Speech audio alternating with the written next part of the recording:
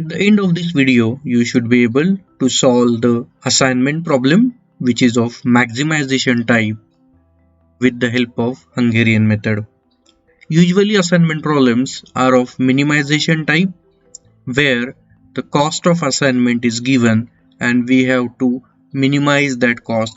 But in some cases, the problem may be of maximization of profit, the one which is given over here.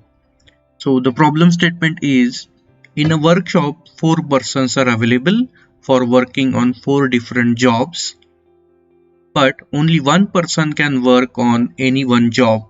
The following table shows the profit of assigning each person to each job.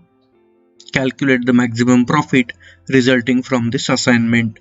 So P1, P2, P3, P4 are the 4 persons, and J1, J2, J3, J4 are the jobs, and this figure represents the profit. If I assign the job J1 to this P1, it will result in the profit of rupees 21. Now, we cannot use our usual method of an assignment problem because this is a maximization type of problem. So we need to convert this problem into minimization type, and then we can solve with our usual method. So here I am reproducing this matrix in a similar fashion. Now we have to convert this maximization problem into minimization problem, for which I will find out the maximum profit from this matrix, and the maximum figure is given by this 21.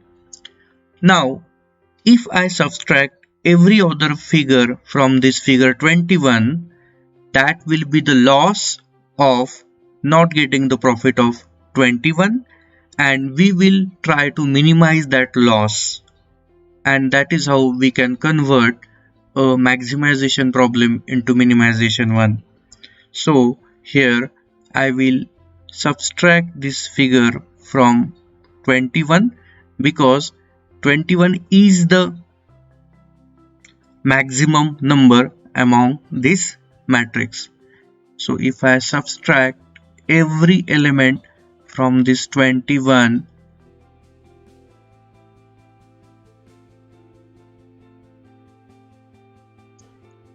so resulting matrix will be like this. Now we can apply our regular method of assignment problem and we can solve this problem. The first step is that of row minimization. Now the purpose of this row minimization and column minimization is to get at least one zero in each row and in each column. So in row minimization process, we identify the smallest element from each row and we subtract it from the remaining elements. So the smallest element in this row is 0, smallest element in the second row is 1, smallest element in the third row is 1, and smallest element in the fourth row is also 1. So there will not be any change in the first row. So in second row I can write it in this way. In third row I can write it in a similar way because the smallest element is again 1, and in fourth row it will be the same. So the resulting matrix is given by this. Now actually we don't need to perform the column minimization, because if you look at this matrix, there is a 0 element in each column. So even if we subtract 0 from all the columns, it will result in a sim matrix. So at this point we can now make the allocations. Now to start the allocation, scan each row from the first row and identify the row which is having only 1 0. Now this our first row is having only 1 0, so I can allocate my first assignment at this point.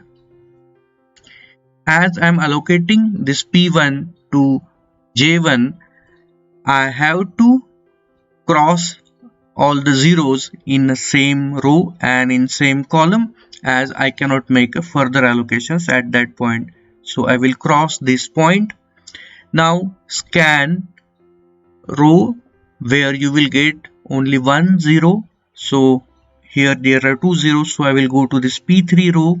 So here I have only one zero which is available, so I will make a next assignment over here.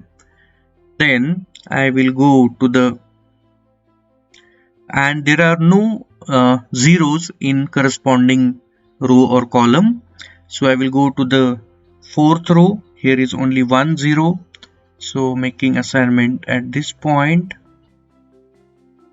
Now I will scan the columns. So in this column we have already made the assignment. In this column also we have already made the assignment. Now in this third column I will get only one zero, and I will make assignment over here, and I need to make cross at this point. Now you can notice that there is actually one assignment in each row and there is one assignment in each column. So we have accomplished all the assignment which are necessary. Now it is the time to calculate the profit. Now for getting the profit, you have to consider the same table which is given in the problem statement. So this P1 job will be assigned to, or rather J1 job will be assigned to this person 1. This J3 job, third job, will be assigned to the person 2. J2 job will be assigned to person 3, and J4, that is last job, will be assigned to the last person. So total profit will be given by 21 plus 20 plus 20 plus 20, which is equal to 81. So in this way we can compute the profit for making assignments. Thank you.